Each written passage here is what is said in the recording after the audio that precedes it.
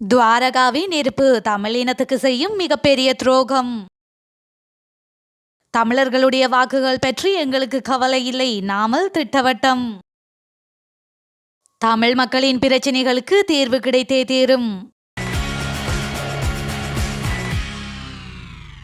விடுதலை புலிகளின் தலைவர் பிரபாகரன் குடும்பத்துடன் வீரகாவியமாகிவிட்டார்.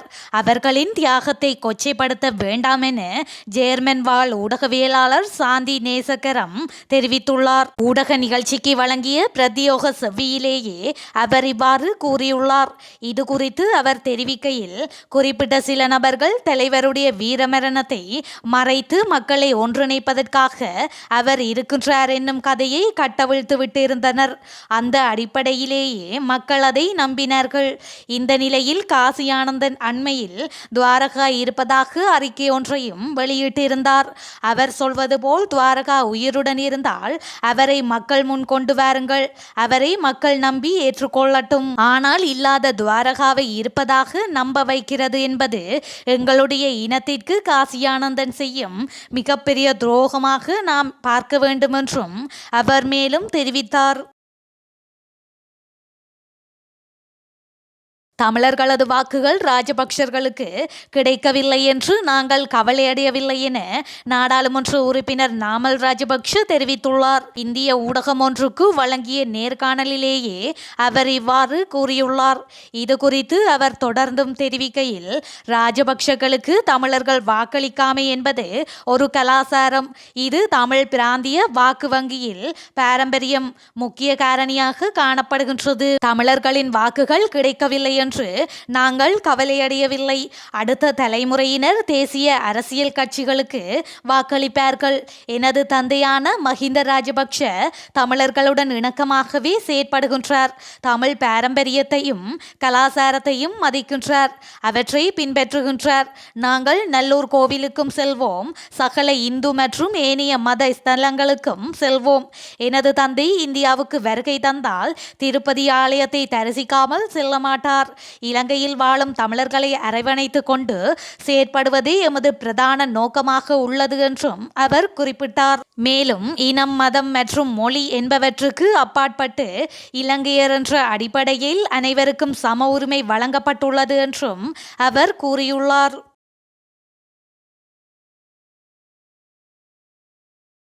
இலங்கையின் வடக்கை இந்தியாவின் ஒரு பகுதியாக கொண்டுவர முயற்சிகள் மேற்கொள்ளப்பட்டு வருவதாக பிரித்தானியாவில் உள்ள அரசியல் ஆய்வாளர் திபாகரன் தெரிவித்துள்ளார்.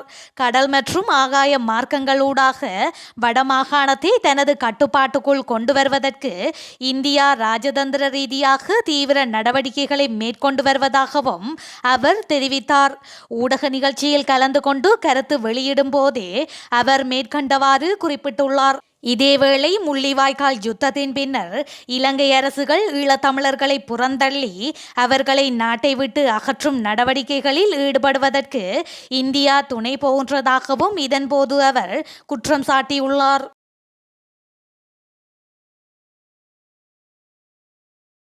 யாழ்ப்பாண மத்திய பேருந்து நிலையத்தில் பொதுமக்களுக்கு இடையூறு விளைவித்து அவர்கள் மத்தியில் அச்சத்தை ஏற்படுத்தும் விதமாக பிறந்தநாள் கொண்டாடிய கும்பலைச் சேர்ந்த இருவர் கைது செய்யப்பட்டுள்ளனர். இவ்வாறு கைது செய்யப்பட்டவர்கள் யாழ் நீதவான் நீதிமன்ற உத்தரவின் பேரில் விளக்கமறியலில் வைக்கப்பட்டுள்ளனர். யாழ் மத்திய பேருந்து நிலையத்திற்கு 50க்கும் மேற்பட்ட மோட்டார் சைக்கிள்களில் வந்த 150க்கும் மேற்பட்ட இளைஞர்கள் அண்மையில் ஒன்று கூடி தங்களில் ஒருவரின் பிறந்தநாளை கேக் வெட்டி கொண்டாடியுள்ளனர். அதனை டிக்டாக் போன்ற சமூக வலைதளங்களில் பகிர்ந்தும் உள்ளனர். பிறந்த நாள் கொண்டாடிய இளைஞர்களின் செயற்பாடானது வீதியில் சென்ற மற்றும் பேருந்து நிலையத்தில் இருந்தவர்கள் மத்தியில் அச்சத்தை ஏற்படுத்தும் விதமாக இருந்ததாக யாழ்ப்பாண போலீசாருக்கு தொலைபேசி ஊடாக அறிவிக்கப்பட்ட போதிலும் போலீசார் அது தொடர்பில் நடவடிக்கை எடுக்கவில்லை என தெரிவிக்கப்பட்டுள்ளது. யாழ் நகர் மத்தியில் சன நெருக்கடியான நேரத்தில் சட்டவிரோதமான முறையில் ஒன்று கூடி பிறந்த நாள் கொண்டாடியுள்ளார்கள். அது தொடர்பில் போலீசார் நடவடிக்கை எடுக்காதமை தொடர்பில் பலரும் விசனம் தெரிவித்து இருந்தனர். அதனை அடுத்து சட்டவிரோதமான முறையில் கூட்டம் கூடி பிறந்த நாள் கொண்டாடி மக்களின் இயல்பு வாழ்வுக்கு இடையூறு ஏற்படுத்தியதுடன் மக்களை அச்சுறுத்தியும் வகையில் நடந்து கொண்டமை உள்ளிட்ட குற்றச்சாட்டுகளின் கீழ் கொண்டாட்டத்தில் ஈடுபட்டவர்களை கைது செய்யும் நடவடிக்கை எடுக்கப்பட்டது. விசாரணைகளை முன்னெடுத்த போலீசார் இருவரை கைது செய்து நேற்று முன்தினம் நீதவான் முன்னிலையில் முற்படுத்தியிருந்தனர். அவர்களை 14 நாட்களுக்கு விளக்கமறியலில் வைக்க உத்தரவிட்ட நீதவான் சம்பவத்துடன் தொடர்புடைய பிறந்த நாளுக்குரியவர் உள்ளிட்ட அனைவரையும் கைது செய்து முற்படுத்த வேண்டும் என போலீசாருக்கு பணித்துள்ளார்.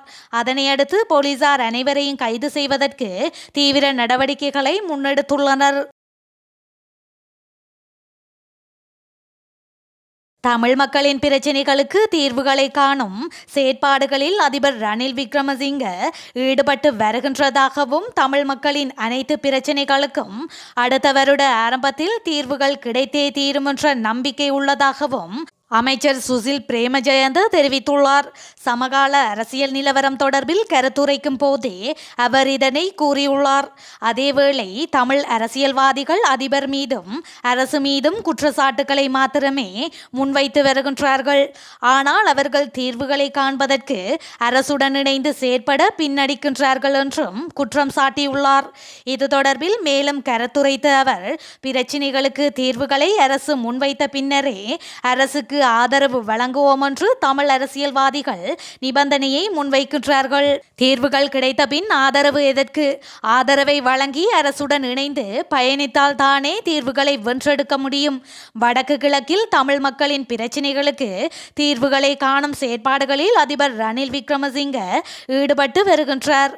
தமிழ் மக்களின் அனைத்து பிரச்சினைகளுக்கும் அடுத்த வருட ஆரம்பத்தில் தீர்வுகள் கிடைத்தே தீரும் என்ற நம்பிக்கை உண்டு. நாம் வாயால் சொல்வது செயலில் நடப்பது கடினம்தான். எனினும் இந்த விவகாரத்தில் அதிபரும் அரச தரப்பினரும் அர்ப்பணிப்புடன் செயற்படுகின்றார்கள். தமிழ் அரசியல்வாதிகளின் ஒத்துழைப்பு எமக்கு கிடைத்தால் அது மேலும் பலமாக இருக்கும். தீர்வுகளை நாம் விரைந்து வென்றெடுக்க முடியும் என்றும் அவர் மேலும் தெரிவித்துள்ளார். இஸ்ரேல் இராணுவத்தின் தொடர் எச்சரிக்கைகளை அடுத்து காசாவின் வடக்கே உள்ள மக்கள் பெருமளவில் தெற்கு நோக்கி செல்வதாக ஐநாவின் மனிதாபிமான அமைப்பான OCHA அறிக்கை வெளியிட்டுள்ளது. இறுதியாக கிடைத்த தகவலின்படி 4.23 லட்சம் பேர் தெற்கு நோக்கி சென்றுள்ளதாக அறிக்கையிடப்பட்டுள்ளது. குறித்த அறிக்கையில் மேலும் தெரிவிக்கப்பட்டுள்ளதாவது: இஸ்ரேல் எச்சரிக்கையால் காசாவில் பெருமளவில் மக்களின் இடம்பெயர்தல் நடக்கின்றது. நேற்று வரை லட்சக்கணக்கானோர் காசாவுக்குள்ளேயே ஓரிடம் விட்டு இன்னொரு இடத்துக்கு பெயர்ந்துள்ளனர். அதுவும் குறிப்பாக கடந்த 24 மணி நேரத்தில் இது மிகவும் அதிகரித்துள்ளது. வியாழக்கிழமை இரவு 11 மணியளவு நிலவரத்தின்படி 4,23,378 பேர் இடம்பெயர்ந்துள்ளனர். இவர்களில் 64% பேர் ஐநாவின் பாலஸ்தீன அகதிகள் ஆதரவு அமைப்புகளின் பாதுகாப்பில் உள்ளனர். ஐக்கிய நாடுகள் சார்பில் 102 முகாம்கள் அமைக்கப்பட்டுள்ளன. பாடசாலைகளில் 33,054 பேர் தஞ்சமடைந்துள்ளனர். வீடுகள் சேதமடைந்ததால் உயிருக்கு அஞ்சி 1,53,000 பேர் காசாவுக்குள்ளேயே வேறு பகுதிகளுக்கு சென்றுள்ளனர் என்று தெரிவிக்கப்பட்டுள்ளது.